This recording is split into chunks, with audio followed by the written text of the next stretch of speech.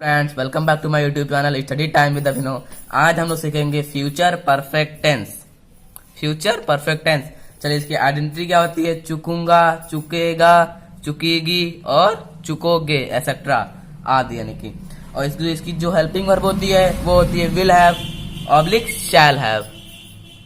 चलिए इसका एक ये नोट होता है, इस टेंस का ट्रांसलेशन सिंपल तथा कॉम्प्लेक्स दोनों सेंटेंस में किया जाता है।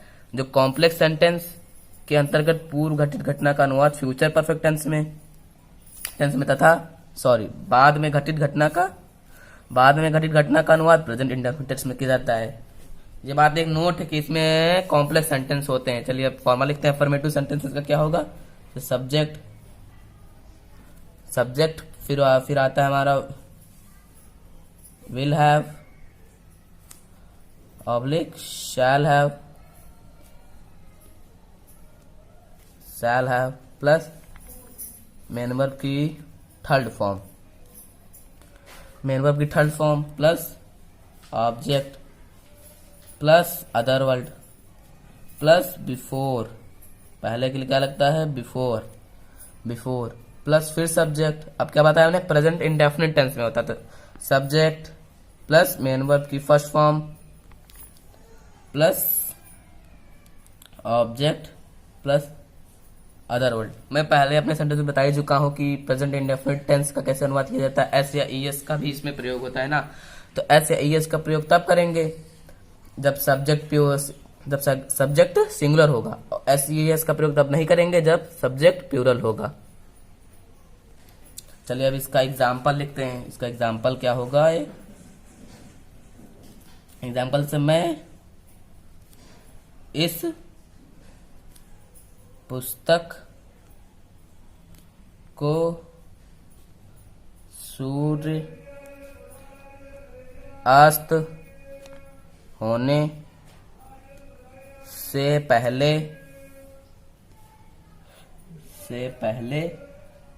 पढ़ चुकूंगा। ये हो गया। अब पहले अनुवाद किसका करेंगे? मैं इस पुस्तक को पढ़ चुकूंगा।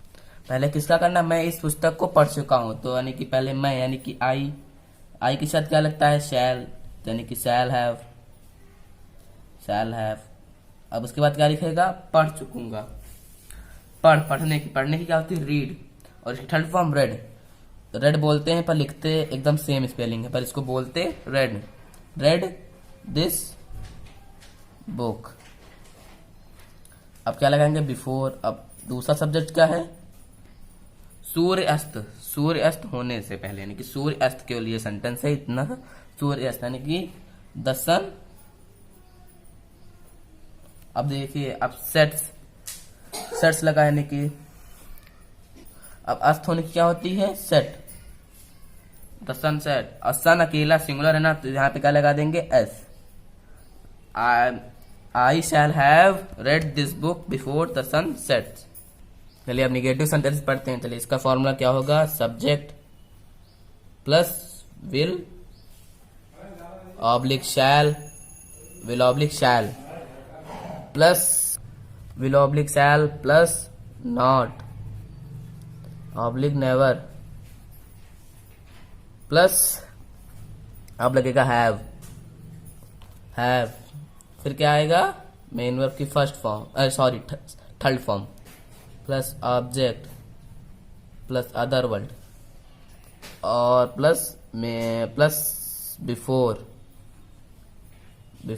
प्लस सब्जेक्ट प्लस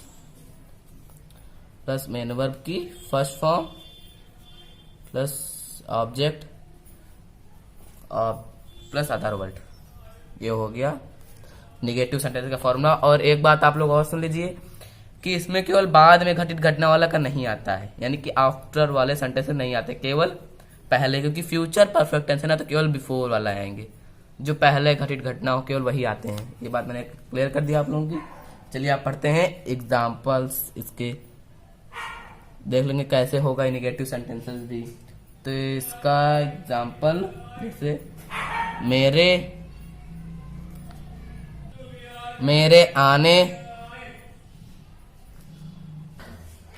आने से से पूर्व कैलाश अपना पाठ याद नहीं कर चुकेगा। अब पहले इसमें किसका करेंगे? कैलाश अपना पाठ याद नहीं कर चुका होगा, इसका करेंगे फ्यूचर परफेक्ट में, यानी कि कैलाश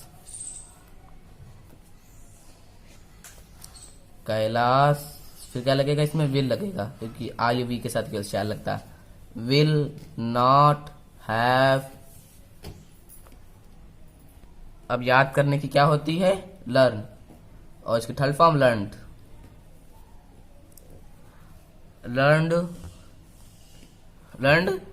हिज चैप्टर। अब क्या लगाएंगे?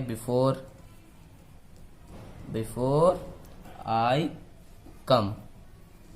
देखिए अब ये सिंगुलर सेंटेंस पे, सॉरी प्लूरल का वो था सब्जेक्ट, इसलिए देखिए एस इसमें नहीं लगा। अब पढ़ते हैं इंट्रोगेटिव फर्स्ट टाइप। चलिए इसका फॉर्मूला देखते हैं। इसका फॉर्मूला होगा, पहले विल लगेगा, oblique shall plus subject plus have लगेगा, और प्लस मेन वर्ब की third form plus object plus other word plus before plus subject plus main verb की फर्स्ट फॉर्म ऑब्लिक नहीं प्लस क्वेश्चन मार्क। चलिए अब इसका एक एग्जाम्पल पढ़ते हैं इंट्रोगेटिव फर्स्ट टाइप का। एक एग्जाम्पल, क्या मेहमानों के आने से पूर्व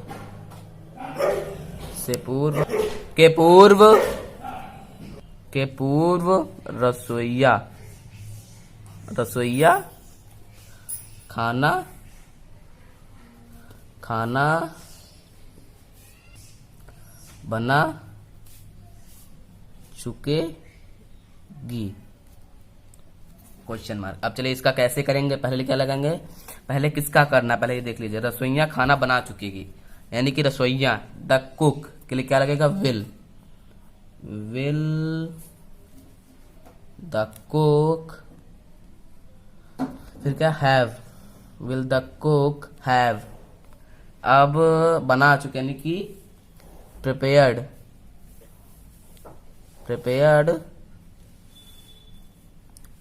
the food before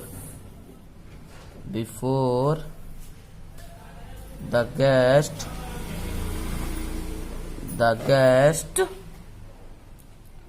before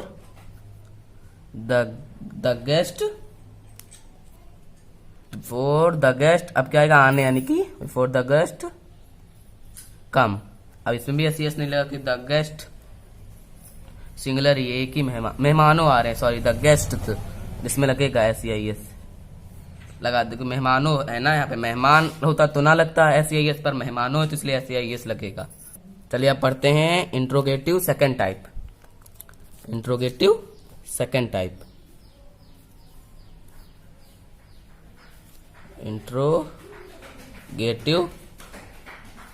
second type चलिए इसका फॉर्मूला पहले पढ़ते हैं। इसका फॉर्मूला बस क्वेश्चन वर्ड ही आगे जुड़ जाता है, बाकी सेम फॉर्मूला रहता है। Will oblique shall plus subject plus have plus main verb की third form plus object plus other word plus before plus subject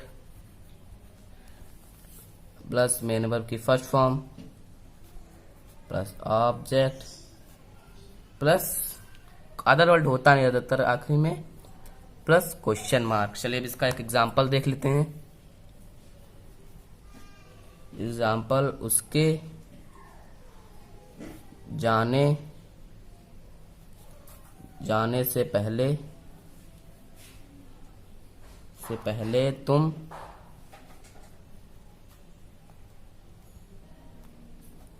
तुम कितना कार्य कर चुकोगे।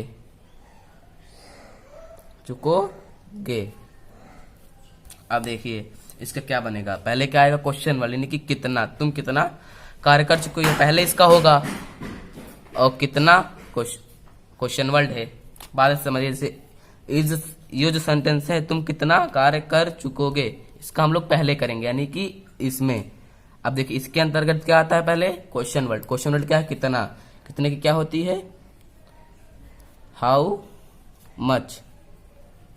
हाउ मैनी भी लगाते हैं। हाउ मैनी जब लगाते हैं जब गिनती, जैसे हम लोग गिनने में हो, पर यहाँ पे क्या है, कितना कार्य हम लोग गिन तो सकते नहीं कि कितना कार्य तुमने किया है ना, तो हाउ मच। अब हाउ मच के साथ हाउ जब भी कितना लगा तो उसके बाद नाउन भी आती है, तो इसमें नाउन क्या है, कार्य यानी कि हाउ मच वर्क। अब क्या लगा है, तुम, तो क्या इसके साथ भी विल लगेगा। Will you have done before उसके यानी कि क्या लगेगा, ही। अब वो जाने की क्या, गो। अब सिंगुलर सब्जेक्ट है तो एस या ईएस लगेगा, बिफोर ही गोज। अब देखिए एक और एग्जांपल लिख लीजिए। तुम्हारे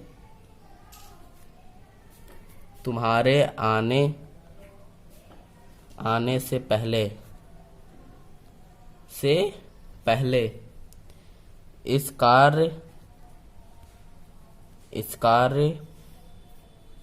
कार्य को कौन कर चुकेगा।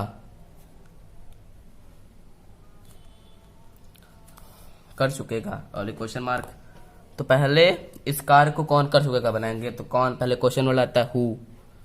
फिर क्या आएगा, विल हैव, ये हमको सब्जेक्ट बताता है, पर हम कितनी बार बता चुके हैं कि जिसमें हु आया हो उसमें सब्जेक्ट नहीं लगाते, सीधे हम लोग हेल्पिंग वर्ब का प्रयोग कर देंगे। हेल्पिंग वर्ब के बाद मेन वर्ब ले आएंगे, सब्जेक्ट नहीं लगाते हैं इसमें। सब्जेक्ट होता है नहीं, हु कोई सब्जेक्ट मान लेते, यानी कि हु विल का से कर चुकेगा क्या होगा, विल यू हैव, सब्जेक्ट के बाद हैव आता, सब्जेक्ट है नहीं तो हैव लिख दें, डन दिस वर्क, ये है हमारा ऑब्जेक्ट। फिर क्या आएगा, बिफोर। क्या आएगा, बिफोर, फिर तुम्हारे आने यानी कि बिफोर यू कम। अब ये प्लूरल सब्जेक्ट में आता है इसलिए यू कम लगाएंगे। फिर आखिरी में क्वेश्चन मार्क। अगर गाइस आप लोगों को वीडियो पसंद आया तो प्लीज इसको लाइक, कमेंट एंड शेयर जरूर करें। और अगर आप लोगों को फ्यूचर कॉन्टिन्यूअस टेंस पढ़ना है तो उसकी लिंक नीचे डिस्क्रिप्शन में दी गई है।